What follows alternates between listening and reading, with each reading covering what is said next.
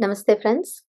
Today I had a discussion with my dad, and he was mentioning that nowadays having any food is becoming a big problem. We are not even able to understand which food to consume and what not to consume. Because even consuming very good foods that we consider like fruits, even the fermented foods like idli, dosa, everything is causing bloating and gas trouble. So what only we should consume? We are just confused what to consume at all.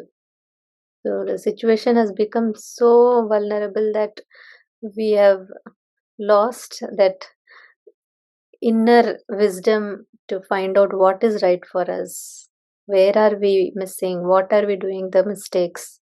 So let us just analyze a bit about this aspect of indigestion and bloating. So basically, we have been having these good foods like fruits, even the fermented foods like idli, dosa, or our traditional foods like rice, dal, curry, any vegetable fries, curd. So, taking all these things is no harm, and we have been having these foods. But as we age, in between, we started experiencing these symptoms of bloating and indigestion. So, why does this happen?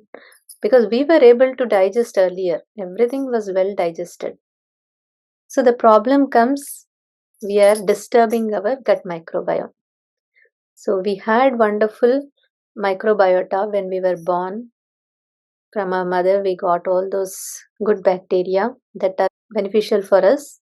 And then, with the lifestyle, with our exposure to all the chemicals, the environment, the food we eat, we have changed, right?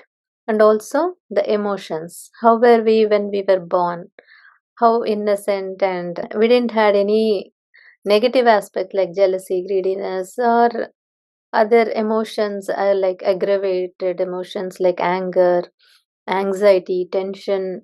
So as we age, we develop all these qualities which disturbs our gut microbiome, and that gradually leads to more production of acids, imbalance of the gut microbiota.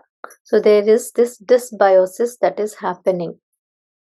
So initially there was eubiosis where there was balance of between the good bacteria and bad bacteria. But with time we have lost this balance, and now we are experiencing all these kinds of symptoms. Now today we'll address about this gas and bloating problem, the indigestion problem.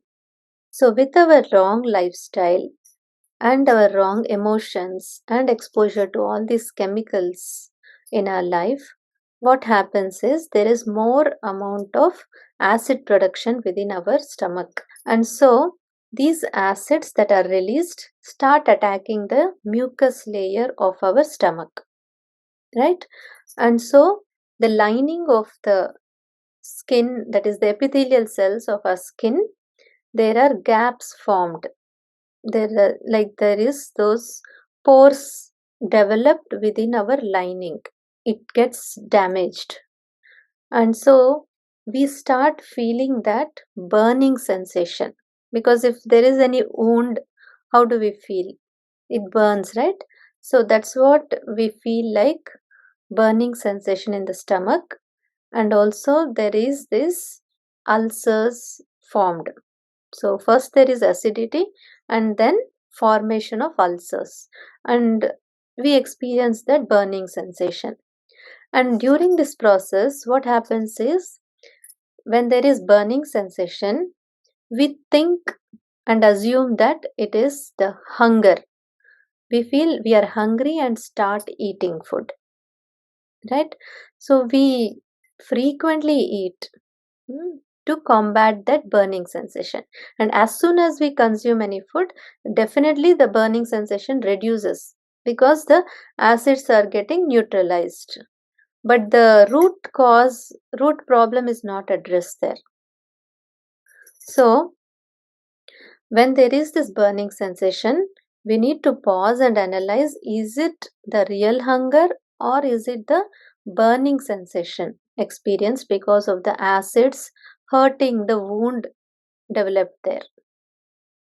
So if we keep on consuming this food to just combat and calm that burning sensation, though we don't experience the burning sensation and the feeling of hunger is reduced, what happens is the food doesn't get properly digested there, because we are not giving time for it to digest at all.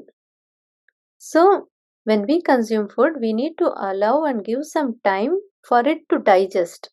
So all the undigested food also creates like a toxin there, because it is getting rotted there. Putrefaction happens. So all the undigested food material rots, and then that also produces acids, like fermentation happens. And those acids again attack our intestine and the lining. So it's a vicious cycle. We think that by eating constantly, frequently, we are actually controlling the symptoms, but no, we are actually aggravating, because by constantly consuming food, we are going to have more indigestion problems, and because of the indigestion, more acids released, right? And so there is more even gas production. The undigested food ferments, so during the process gases are released. Okay, and that's where we experience bloating, right? When the food is not digested, we experience bloating and gas production. There is so much of discomfort. So please address the root cause, give a gap between foods, eat only when hungry, and try to analyze whether it is real hunger or it is the burning sensation within the stomach. Only when we give that gap, there is that we are giving chance for the food to get digested and also to heal the intestines. So to correct this, now we understood that we have lost the balance of the good microbes and the bad germs, and now to bring it to a balance and to correct this problem, what do we do? So to address that issue, we need to address the lining of our epithelial cells of our intestine. So that has to be healed.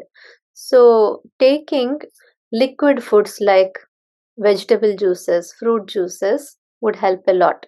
But few people will have problems like uh, runny nose, cough, cold, sinus symptoms when they consume these liquid foods like juices or even buttermilk, curd. People are so scared to consume these good items.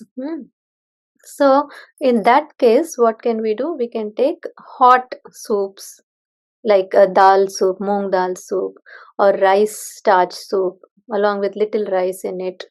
And then there are vegetable soups, even bone broth if somebody wants to take non-vegetarian food, right? All these hot items like soups, even malts like ragi malt, barley malt, we can cook these in liquid form, the flours of different grains, and consume. So when we consume our food in this way with more of liquid diet, the intestines start healing, because the liquids require less energy for digestion.